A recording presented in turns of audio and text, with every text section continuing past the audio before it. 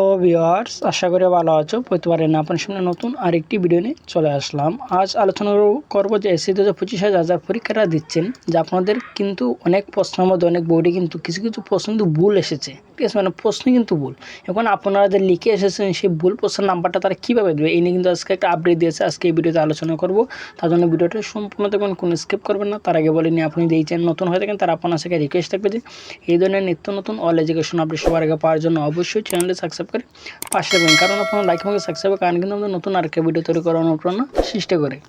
বর্তমানে শিক্ষা মন্ত্রণালয় 11টি শিক্ষা বোর্ডে যে এসএসসি পরীক্ষা 2025 আয়োজন করছে, কিন্তু বিভিন্ন বোর্ডের বিরুদ্ধে অভিযোগ উঠেছে যে ভুল প্রশ্নে পরীক্ষা নেওয়ায়। ইতিমধ্যে সেই বিষয়গুলিকে প্রমাণিত হওয়ার পরিপ্রেক্ষিতে বোর্ড কর্তৃপক্ষ জানিয়েছে যে ভুল প্রশ্ন হলে সেক্ষেত্রে সেখানে কিন্তু নাম্বারটা পাবে। 10 এপ্রিল শুরু হয়েছে চলতি বছরের এসএসসি পরীক্ষা। গুরুত্বপূর্ণ বিষয়গুলো পরীক্ষা ইতিমধ্যে নেওয়া হয়েছে। এরপর খাতা মূল্যায়ন করে নম্বর তৈরি করা হবে এবং এসএসসির রেজাল্টটা প্রকাশ করা হবে। এদিকে যশোর শিক্ষা বোর্ডের অধীনে ইংরেজি প্রথম পত্র এবং দ্বিতীয় পত্রের ক্ষেত্রে প্রশ্নের ক্ষেত্রে কিছু ভুলের কথা বলছিল শিক্ষার্থীরা। পরবর্তীতে তা প্রমাণিত হলে যশোর শিক্ষা বোর্ডের পরীক্ষা নিয়ন্ত্রক নিশ্চিত করেছে যে ভুলের বিষয়টি। তিনি জানান যে প্রশ্নে ভুল এসেছে, যে বিষয়গুলো প্রধান পরীক্ষকের সাথে আলোচনা করা হয়েছে এবং প্রধান পরীক্ষককে নির্দেশনা দেওয়া হয়েছে যে ভুল প্রশ্ন নম্বর দেওয়ার ক্ষেত্রে, অর্থাৎ শিক্ষার্থীরা সঠিক হলেও ওই প্রশ্ন নম্বর পাবে, আর যদি ভুল হয় তারও কিন্তু সেই নাম্বারটা পাবে।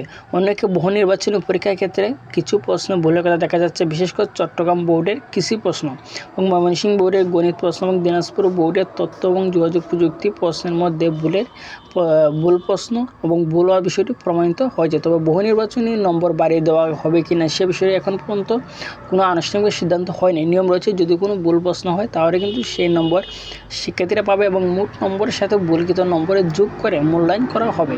এবং বিভিন্ন সময় শিক্ষার্থীরা 1-2 নম্বরের কারণে উত্তীর্ণ হতে পারে না, এক্ষেত্রে কিন্তু তাদেরকে সেই নাম্বারটা বাড়িয়ে দেওয়া হবে। ঠিক আছে, আশা করি বুঝতে পারছেন। প্রতি বছর যখন বোর্ড পরীক্ষা নেওয়া হয়, সেই বোর্ড পরীক্ষার যে প্রশ্নটা দেওয়া হয় সেই প্রশ্নের মধ্যে কোনো অনেক সময় যে পরীক্ষার প্রশ্নের মধ্যে ভুল থাকে। ঠিক আছে, এবং সেক্ষেত্রে আপনার যেটা সঠিক তো আনসারটা কিন্তু দেওয়া থাকে না।